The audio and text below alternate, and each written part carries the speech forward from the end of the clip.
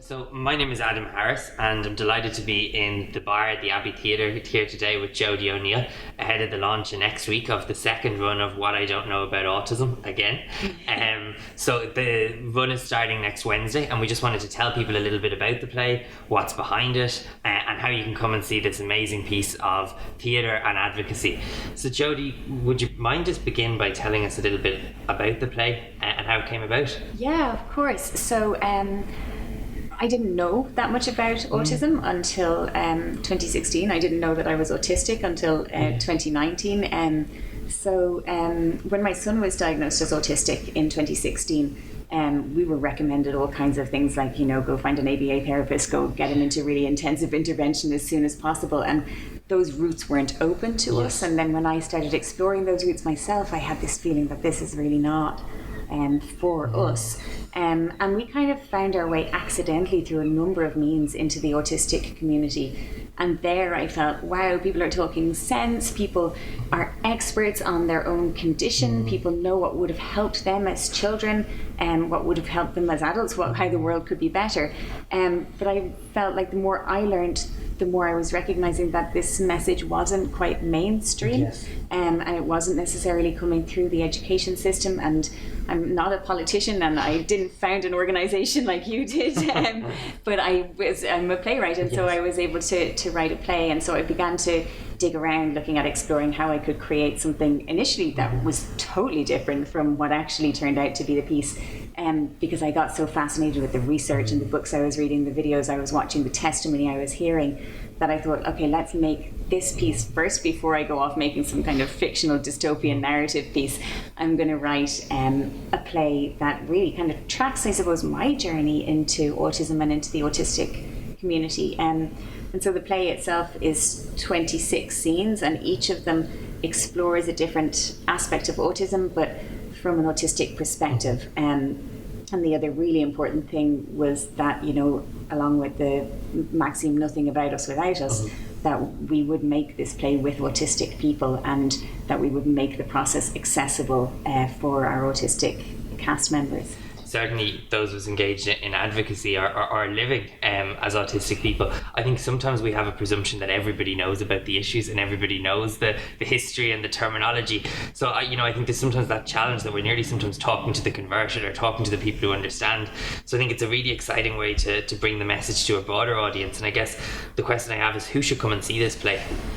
Yeah, so I think so people who like theatre should come to see this play first and foremost, and also people who've had bad experiences in the theatre in the past, because for some autistic people they might have had an artistic experience or a theatre experience that made them fearful of going back. But in this production we've made it a relaxed performance, so we've taken away all those kind of invisible rules about theatre etiquette that can stop people from going to the theatre. So anybody over 14 can come to see it. There is a content warning which you can find on the Abbey's website, because there are some distressing scenes in it. But I think, this play has been responded to really well by people who are autistic themselves and who want to see their experience represented on stage. But it's also been amazing, I think, for parents and teachers and health workers to come and see something, where they meet autistic people and they can ask questions directly of autistic people, and also experience autism through a less academic or less medical lens, and through a kind of a lived experience, and actually just a really entertaining experience. You mentioned distressing scenes there. Talk to me a little bit about the plot of the play. How is the story told? Okay, so the play doesn't really have a plot, which might be a flaw, but I think it, like, the way my brain works, and in a sense I wanted the structure of the play to reflect an autistic experience, or my experience of being autistic, which is a slightly fractured experience and not necessarily with a really neat through line and a beginning, a middle and an end. So the play does follow a number of different characters. So we have a character called Sandra, who's autistic.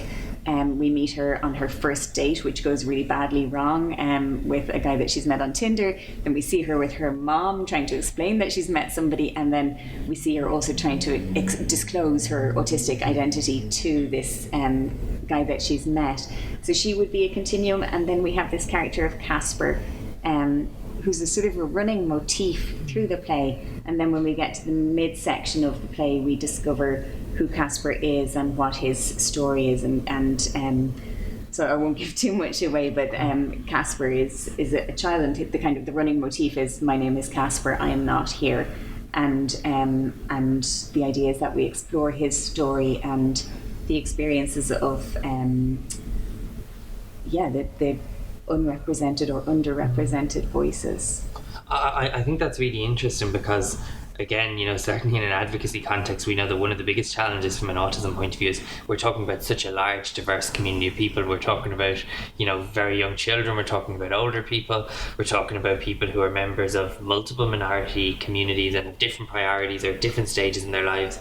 How do you capture those varied experiences on stage in, I think, what is an 80-minute play?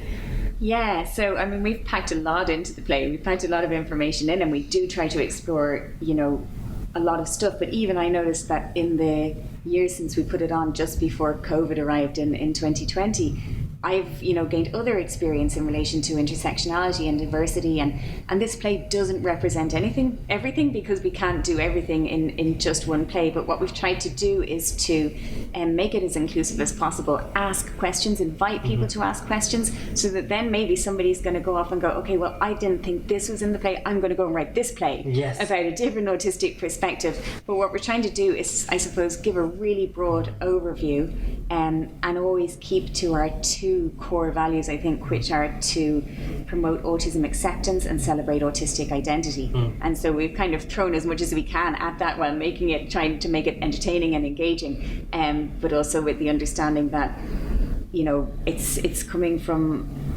it's in a sense my lived experience in those first few years where I was discovering my autism and the autistic community, and so in the end it can't fit everything that I love to have into it in it. But I think talking about representation is really interesting, and I think that's always been important. I think even since your first production in, I think, February of 2020, we've had Sia's music since then, and I think the topic of autistic representation has come to the fore again, and it's started a conversation.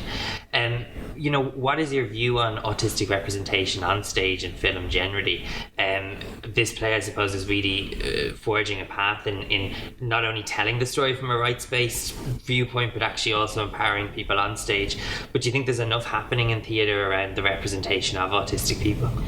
Yeah, big question. It's a really big question, and I guess my answer is that we could do more, always. And I think we could do more in terms of having actual autistic people playing autistic characters, but we could also do more in terms of facilitating those processes. So if our organizations are, mainly white, mainly male-led, mainly non-disabled people, what aesthetic does that make for the disability community looking in, or for a non-white community? And so how do we look at going, okay, we actually need to break down our recruitment processes, we need to break down our contracting processes, we need to look at this in a way that somebody doesn't look at an institution and go, this isn't for me, I don't see myself in that. And so I think that in media, in film, in theatre, across the arts, we have a lot of work to do in terms of making everybody feel like they own that community space, and they should feel like that. Do you know, something that I think is really interesting is, so often there's this stereotype within the autism community that all autistic people, want to be computer programmers, and obviously we know that isn't true. But so many people who get in touch with our organisation are part of the creative world, are artists, they're actors, they're singers, they're dancers, and yet there seems to be this perception, I suppose, that if we're running a play or a movie about autism, that it would be really hard to cast an autistic person. So there seems to be this disconnect. What steps have you taken to make this experience a positive one for autistic cast members? Well, I suppose part of what I wanted to do in setting out to make this was to change the world a little bit, to make it a better place for my son to grow up in. But I was also really aware of, I think there's a quote maybe around music about, it wouldn't have been a good environment for a non-speaking autistic person to be in. She probably said non-verbal, but I'm going to say non-speaking because that's what I like saying. change it. Change the environment. So if it's not going to work, don't do it. So like we work shorter rehearsal days, we take a lot of breaks, and we work really hard when we're working, and we train everybody who works on our shows. We brief all our tech crew. We tech differently. So a lot of the time during a traditional theatre technical rehearsal, you might have actors on stage like more or less for a 12-hour day kind of hanging around. We just don't do that stuff.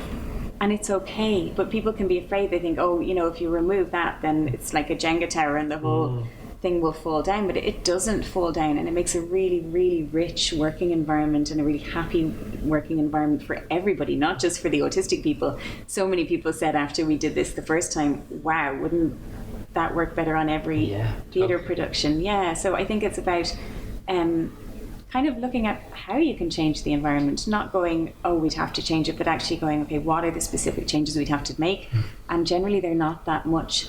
But this time round, an amazing thing that we were able to do we applied for funding to have a welfare support person as part of the cast. So we have an amazing person, Georgina McKevitt, who's been with us throughout the process every day, and her sole responsibility is just making sure that the cast are okay.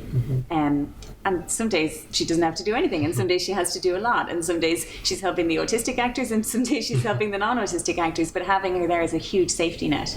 And it's just one person, it's just a small fee, but it makes a big difference. I think it's really interesting, that idea that something that might be supportive for an autistic person one day might actually be supportive for another neurotypical person another day. And I guess what that leads me to wonder is, we spoke a minute about theatre etiquette and what people usually expect when they come to the theatre, and I gather maybe that's not what people should expect when they're coming to see this film or this play rather. In many respects, things have been turned on their head. What has the response of neurotypical audiences been? In general, the response of neurotypical audiences has been really, really positive, and people have said, I felt so comfortable being in the theatre. Something really interesting happened that myself and Eleanor were presenting at Autscape, and when we presented and when we talked about relaxed performance, some of the autistic people were like, that sounds like my worst nightmare.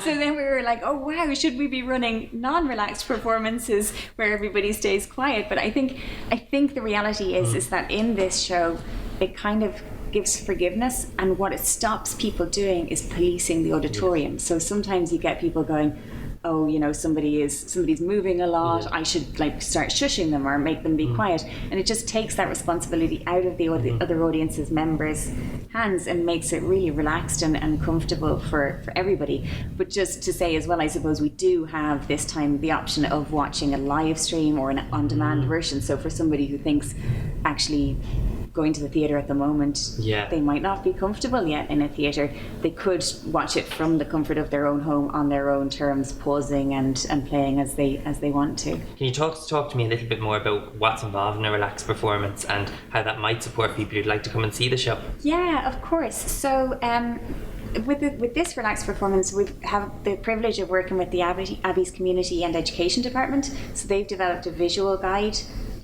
that people can download before seeing the show, and that will tell them a lot of information so that not everything is new. It shows pictures of the Abbey, of where you go in, what a box office staff member might look like. It shows pictures of the actors in costume so that somebody can familiarise themselves with what the actors look like. And then how we've done it for this relaxed performance is that at the very beginning of the play, the actors come out on stage and they let the audience know what they can expect. So they say how long the play is going to last for, that it's broken up into scenes. We have the scenes written up onto whiteboards on either side of the play so that people can track the process and they know how long has passed and how long is left. We explain that we keep the house lights on dimly, but on during the performance. One of the big things in theatre sometimes is that if you leave the auditorium, you will not be readmitted. We readmit people. So people can leave the auditorium and they can be readmitted if they'd like to be. So you can take a little break, you can move around, you can make noise, and we just let people know not to worry if somebody is making noise or moving around, that everything is okay. So it's a very safe and accommodating place, I hope. Just a couple of very final questions. One of the things about the play is I think it shows that while the audience might come into the play with different attitudes and viewpoints, and I know as autistic people, we have all had different experiences growing up being on the autism spectrum, but I think what the play also shows is the different experiences and attitudes of families. And within the play, I believe there's a number of different depictions, I suppose, to family response. What inspired you around that sort of approach, and what were you trying to capture? Yeah, well, I suppose I was living that experience in a sense of discovering who I was as an autistic person in relation to my family and my childhood, but also living the experience as my son grows up as an autistic person. I think part of the reason that there's so much of a focus on family is that our families are so crucial in, they're kind of the make and break of a lot of people's lives. Happens very early on and happens through acceptance or a lack of acceptance or a criticism that happens that just cuts you to the bone. And that can happen with educators or parents or those who are in influence around us, but a lot of the time that's families in our early years. And I suppose there's a huge capacity for love and acceptance, and then equally a huge capacity for a wound that will then grow and then, get in the way of that person's development. So for lots of reasons, I mean,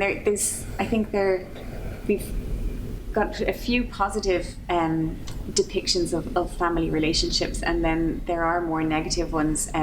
And I think it was reflective of the research that I did, but also reflective of those experiences that I had, where, I kind of had to leave environments where I wasn't comfortable because people were talking about their children as if their children couldn't hear, when their children were sentient beings and right there, and with memories and the full capacity to be influenced in that as years go by. So we've tried to kind of, I suppose, show that from an autistic perspective of just because somebody doesn't appear to be listening doesn't mean that they don't have like a really rich, vivid inner environment. And that's been a really important part of the expression of the play, and actually I think has changed a lot of like hearts and minds in relation to autism and what a child or an autistic person is capable of. Amazing. How long is the run for? The run is 2 weeks of live performances. So we preview on the 26th of October and we finish on the 6th of November. But we're also live streaming the show on the 3rd of November, live from the Peacock stage. And then that live stream will be made available on demand with multiple access options. So ISL, ASL, BSL, captioning and audio description from the 8th until the 20th of November. And I should say as well that all performances are captioned, so we live caption each performance. It's so great to have that option, and it's also so amazing to see this conversation happen on the National Theatre as well, on the national stage. I think it's just really powerful and really special. If people would like to buy a ticket, be it in person or be it on demand, how can they do that? Okay, so I'm looking at the poster here, which is amazing. So if they would like to buy a ticket on demand, they can, or live, or for the live stream, they can go to the Abbey Theatre website, which is www.abbeytheatre.ie, and it will talk you through all the different options and all the different booking options.